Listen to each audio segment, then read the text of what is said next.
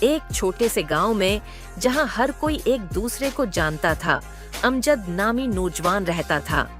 امجد ایک بے حد محنتی اور خوش اخلاق لڑکا تھا۔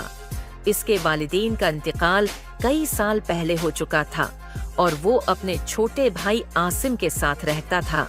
دونوں بھائیوں کی زندگی عام طور پر سکون سے گزر رہی تھی، لیکن ایک دن ایک پراسرار واقعہ پیش آیا۔ ایک صبح امجد کو اپنی دکان کے دروازے کے نیچے ایک خط ملا۔ خط پر کوئی نام نہیں لکھا تھا، بس ایک پراسرار پیغام درج تھا: کل رات قبرستان آؤ، تمہیں اپنی قسمت کا راز ملے گا۔ امجد نے خط پڑھا اور حیران رہ گیا۔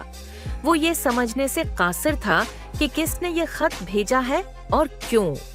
اس نے خط کے بارے میں عاصم کو بتایا، لیکن عاصم نے اسے اس خط کو نظر انداز کرنے کا مشورہ دیا۔ بھائی، یہ ہو سکتا ہے کہ کوئی مذاق کر رہا ہو یا ہمیں ڈرانا چاہتا ہو۔ تمہیں اس خط کی پرواہ نہیں کرنی چاہیے۔ لیکن امجد کا دل اس خط کے بارے میں جاننے کے لیے بے قرار تھا۔ اس نے رات کو قبرستان جانے کا فیصلہ کیا، حالانکہ اسے کچھ ڈر بھی محسوس ہو رہا تھا۔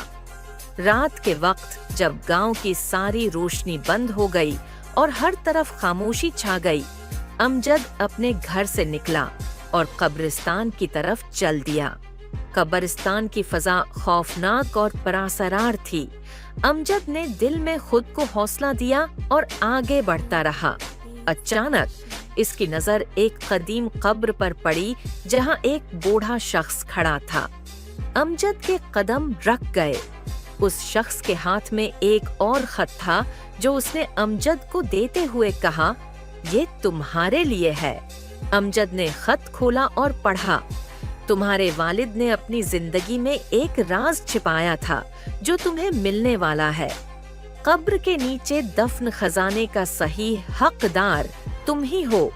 امجد حیران رہ گیا اور بوڑھے شخص سے پوچھا، تم کون ہو؟